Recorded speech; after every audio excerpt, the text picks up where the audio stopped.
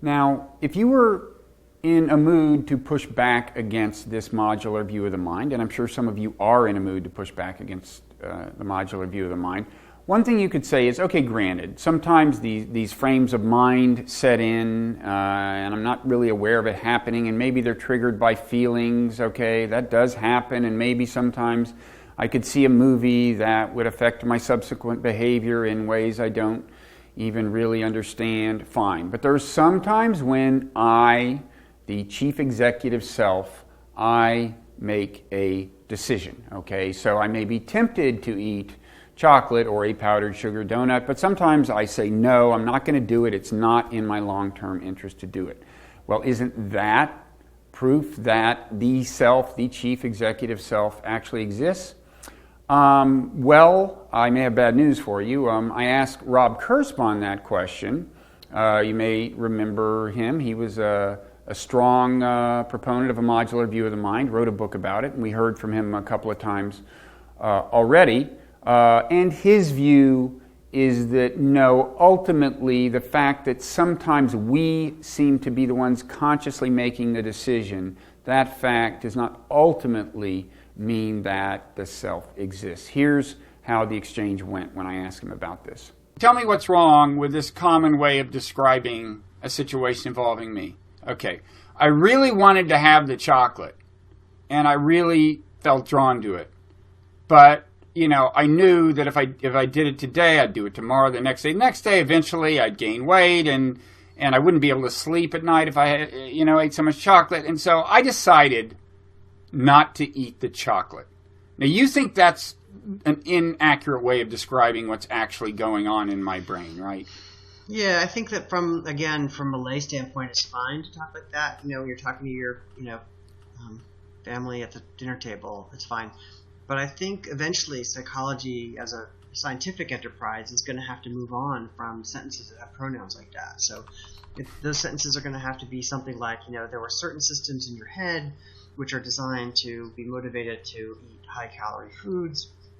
And those systems had certain kinds of, you can call them motives or beliefs or whatever, representations. And then there's other parts of your head that have motives associated with long-term health. And those systems had certain beliefs about the chocolate and what's a good thing to bring about. And so those modules inhibited, the behavior that was being facilitated by the short-term modules. And so, in that description, there's no word I in there. There's no pronouns that are sort of covering the whole self.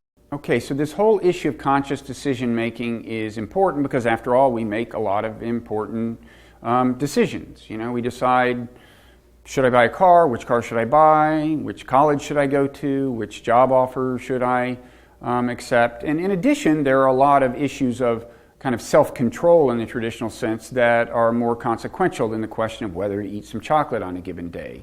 So there's the question of whether I should have a drink, even though last time I had one drink, had a bunch of drinks and wound up kind of making a fool of myself, or should I smoke this cigarette, or should I cheat on my spouse?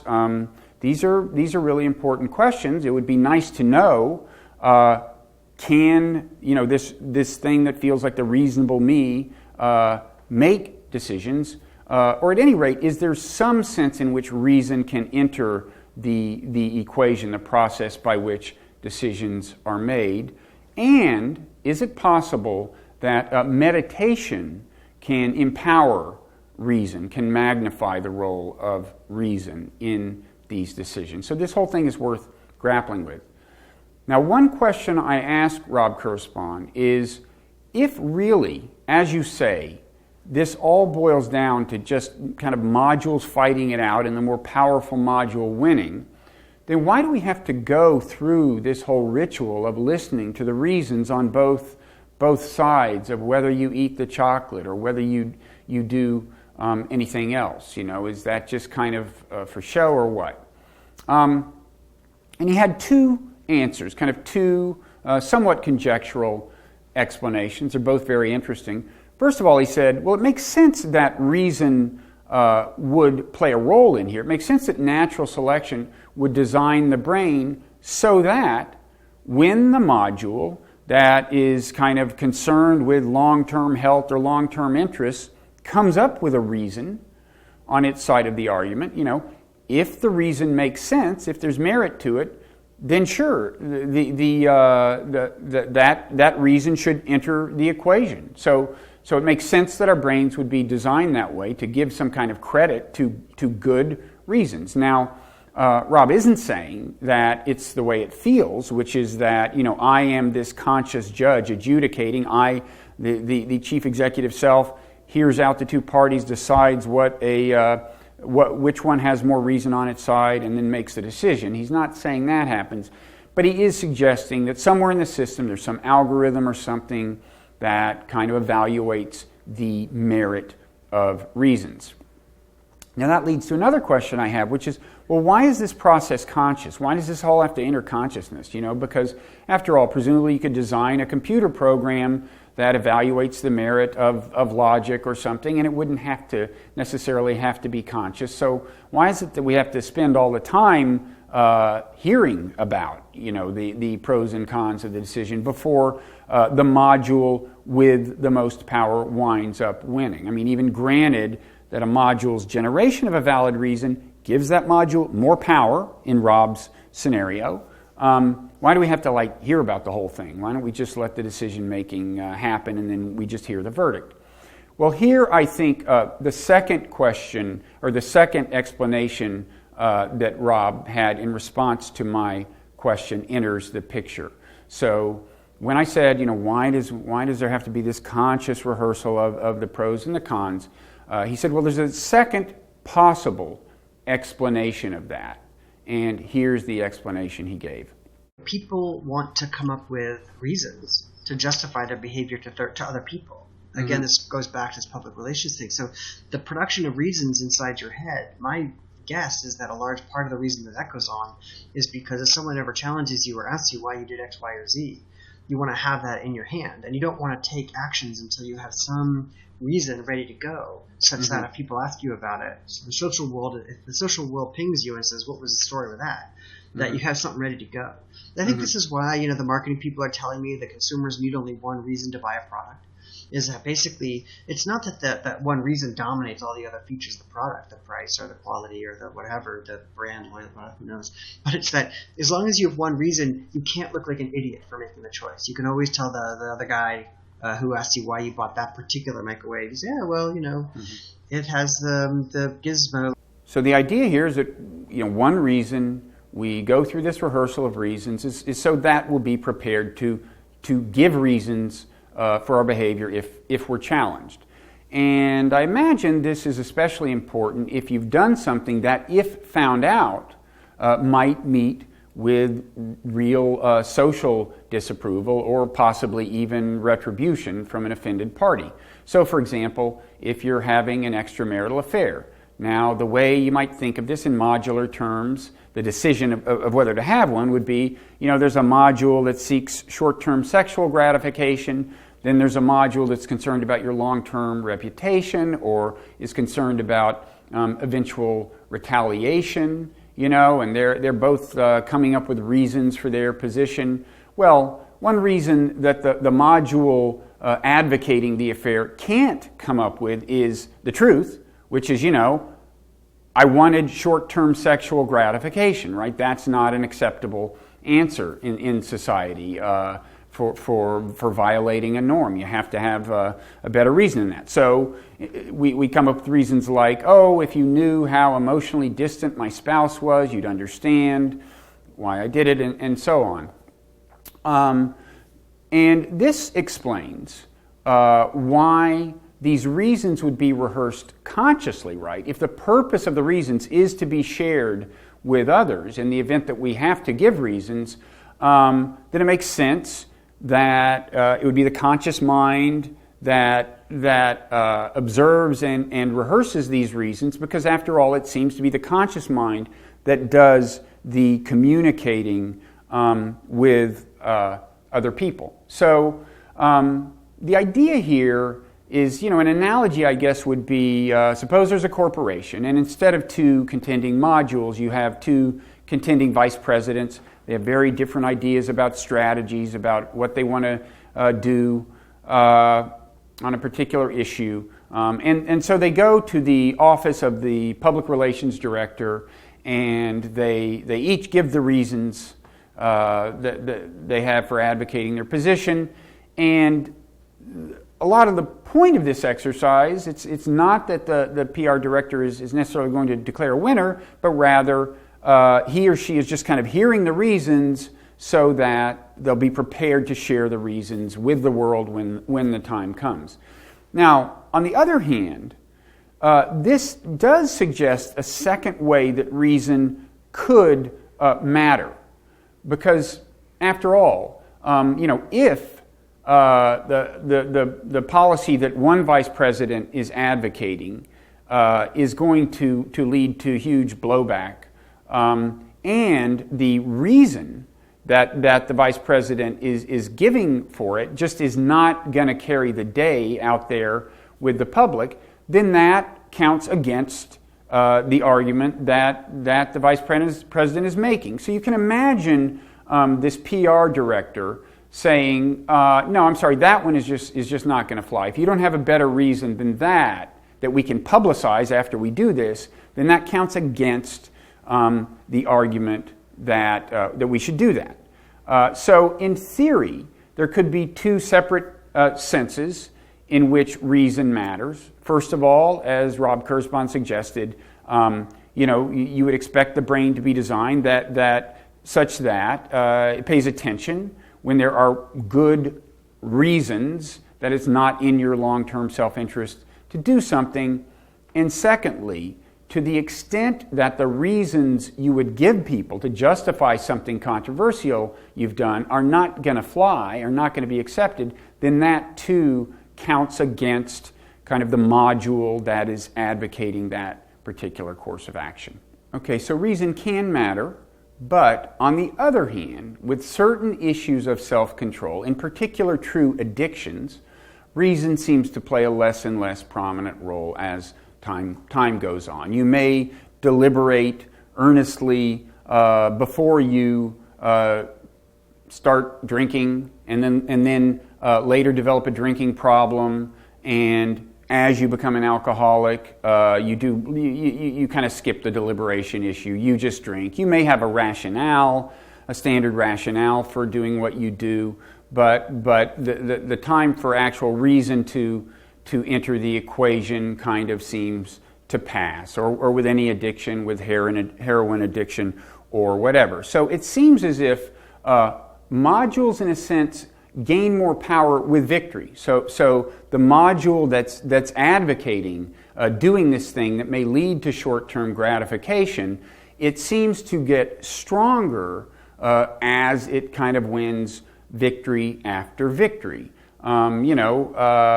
Your grandmother may have said, be careful about succumbing to temptation that first time, because it's going to get harder to resist thereafter, harder and harder and harder. Well, that actually is the way the system seems to work. And one question is, why is it designed that way? Why is it that modules are given more power with victory? I mean, you could imagine a system where they just take turns, and the deal is, well, this module won last time, the short-term gratification module. Now the more responsible, far-seeing module is going to get to win this time around. But that's not the way it works. Now, why is that? Well, my own pet theory is that actually this is kind of a logical way for natural selection to have designed a modular system of motivation. Because after all, if you imagine, these modules are being built up over time, and probably, the short-term gratification modules often existed in evolutionary time before some of the modules that look farther into the future and worry about long-term consequences. So the modules are kind of being stacked upon one another. And if there's indeed not a kind of chief executive self to adjudicate among them, there have to be rules for how power is allocated among the modules. And when you think about it, it does make sense that one rule would be that modules that succeed in achieving gratification are given more power next time around. So, for example, if back during evolution, there's a module that seeks short-term sexual gratification, and you imagine that there's a situation where it's kind of saying, go for it, approach her. And there's a module that's saying, no, you'll be rejected, you'll be humiliated, people will make fun of you, whatever. Well, if indeed the module advocating advance prevails, and you're not rebuffed, and there is the sexual gratification, then in natural selection's terms, that's success. So the gratification is evidence that this module's counsel was, in the terms that natural selection cares about, this module's counsel was, wise, so to speak. I mean, at least conducive to getting genes into the next generation. Similarly, to revisit an example we gave earlier in the course, if there is a module that's saying, those trees off in the distance, I think they could have real fruit. Let's make the effort. Let's go. Well, if you go and you get to the trees, there is fruit. You taste the fruit. It's good. It's sweet. It feels gratifying. Well, then that module, it makes sense that module would have more power next time around because it's got a good track record now. It was right this time, and so makes sense to go with the past winner. Now, in a modern environment, these rules of the road, the rules that give more power to a module seeking short-term sexual gratification if it achieves the gratification, or more power to a module that seeks fruit if you get the sweet taste of fruit. These same rules can lead people to be addicted to pornography or addicted to junk food. But in the environment they were designed for, these rules actually made sense.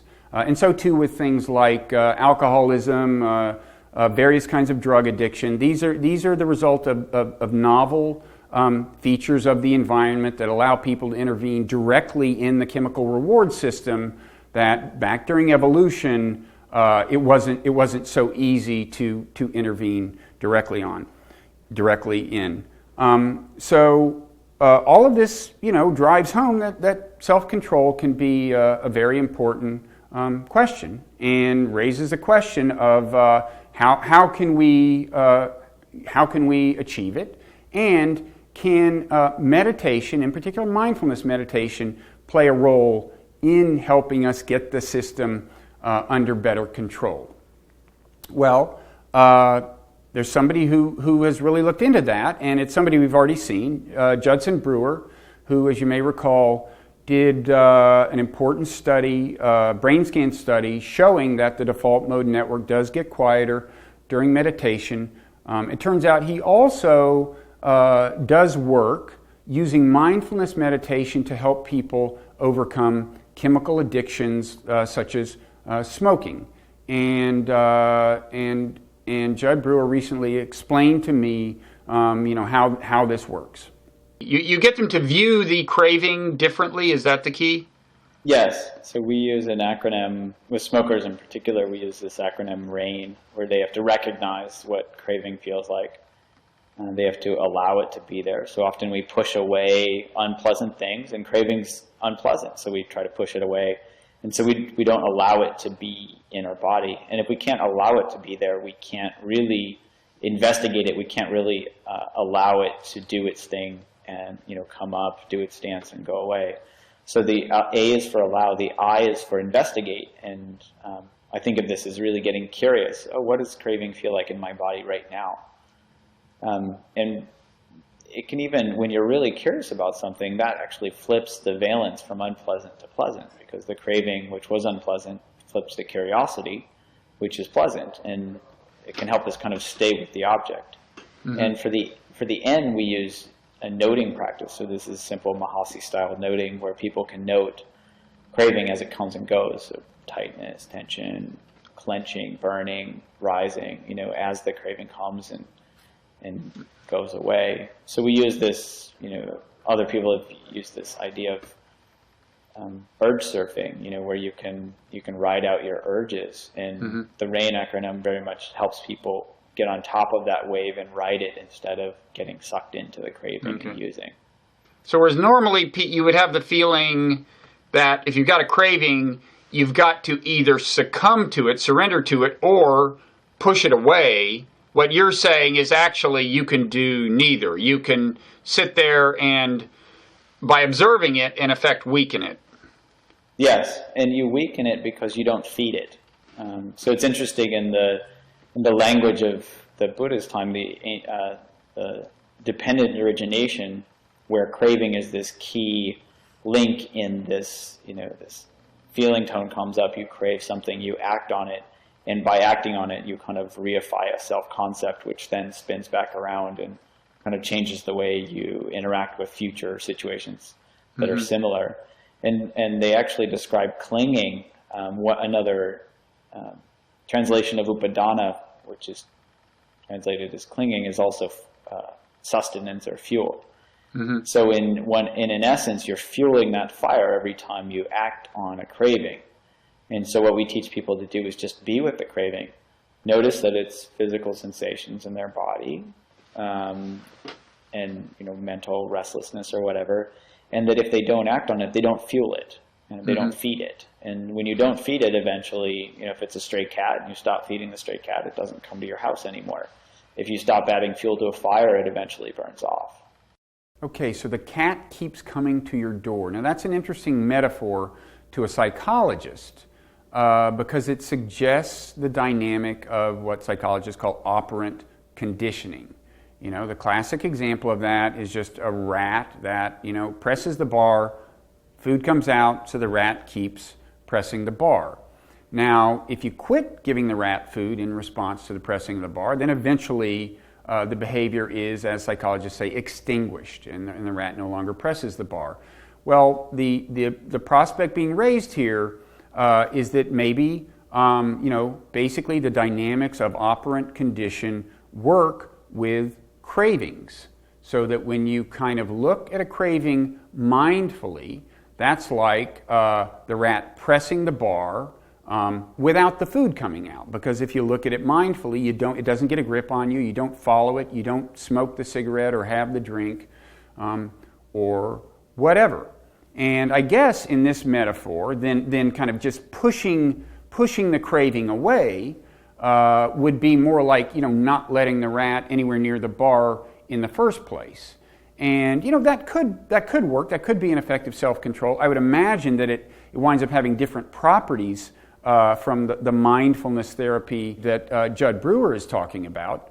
And it may be that if you just keep pushing the craving away, then when the craving does arise in full-bodied form, maybe you're less capable of resisting it.